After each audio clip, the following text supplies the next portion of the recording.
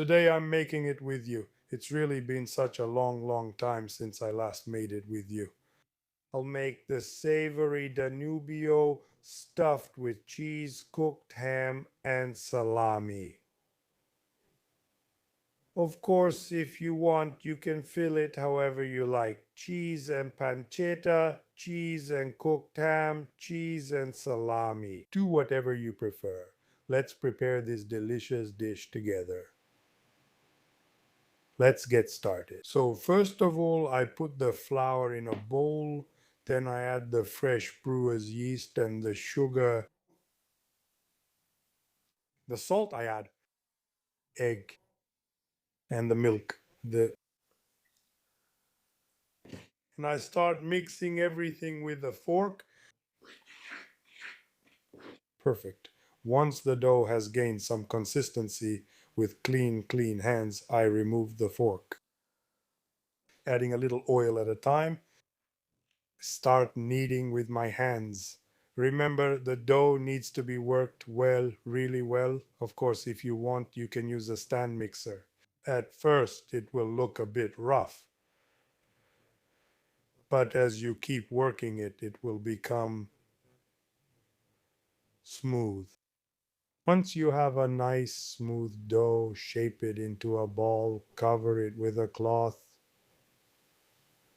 and let it rise for at least 3 hours. Okay, after 3 hours, I chop up the cooked ham. Then I remove the pepper from the salami since there are kids, and I cut it into strips. Sometimes it's not even the kids who complain about the pepper. But some adults don't get me started, so I say I take out the pepper because there are kids.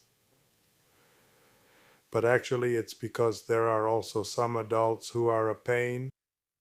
Now I'm cutting the soft cheese into big chunks.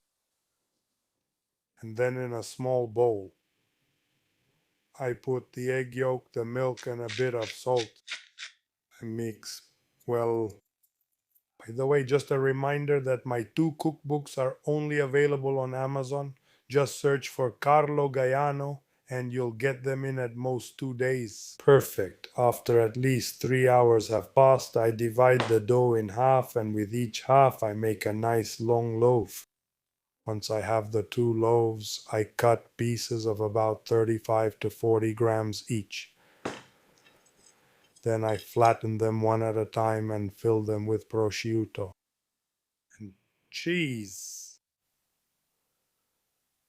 I close the edges, form a ball, then place the balls in a buttered mold or one lined with parchment paper. And then once I've put them all in, I cover them with a cloth and let them rise in a warm place for at least an hour. Okay, after at least an hour has passed, I brush them with egg yolk and milk.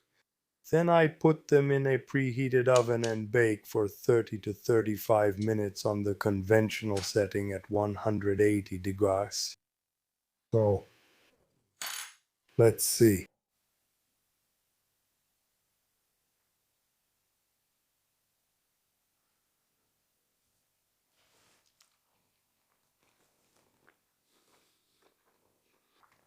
Oh my,